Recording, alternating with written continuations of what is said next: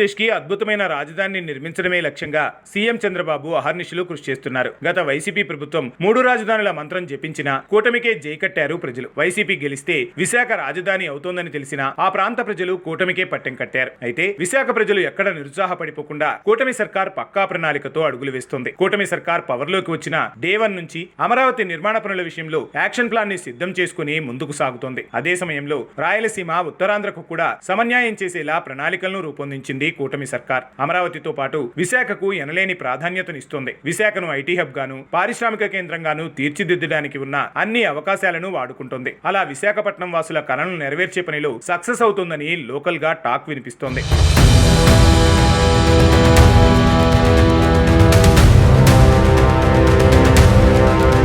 విశాఖ పర్యటనకు వచ్చిన మంత్రి నారా లోకేష్ ఈ ప్రాంతాన్ని ఐటీ హబ్ గా మార్చుతామని ప్రకటించారు. విశాఖలో రానున్న 5 ఏళ్లలో ఏకంగా 5 లక్షల ఐటీ ఉద్యోగాలు వచ్చేలా చూస్తున్నామని అన్నారు. అంతర్జాతీయ నగరంగా, ఆర్థిక రాజధానిగా విశాఖను తీర్చిదిద్దుతామన్నారు. విశాఖ ఆంధ్రప్రదేశ్ కే గొప్ప నగరంగా ఉంటుందని హామీ ఇచ్చారు లోకేష్. విశాఖ గురించి గొప్పగా చెప్పడమే కాకుండా విశాఖకు కూటమి ప్రభుత్వం ఏం చేసిందో, ఏం చేయబోతుందో క్లారిటీ ఇచ్చేశారు లోకేష్. ఇలా విశాఖ రాజసం కానీ, రాజధాని హోదా కానీ ఎక్కడా తగ్గకుండా ప్రభుత్వం ముందుకు వెళ్లేలా కనిపిస్తోంది. ఇటీవల మంత్రి లోకేష్ మొత్తం విశాఖ అభివృద్ధిపై దృష్టి సారిస్తే సీఎం చంద్రబాబు అమరావతి గురించి ఎక్కువగా చెబుతున్నారు. ఏ సభకు వెళ్లినా, ఏ కార్యక్రమానికి వెళ్లినా అమరావతిని అద్భుతంగా తీర్చిదిద్దుతామని చంద్రబాబు ప్రస్తావిస్తున్నారు. ఇలా 2 నగరాలను డెవలప్ చేసేలా కూటమి సర్కార్ దూసుకెళ్తోందని అన్ని వర్గాలు చర్చించుకుంటున్నాయి. ఈ విషయంలో విశాఖ జనాలు కూడా ఫుల్ ఖుష్ అవుతున్నారట.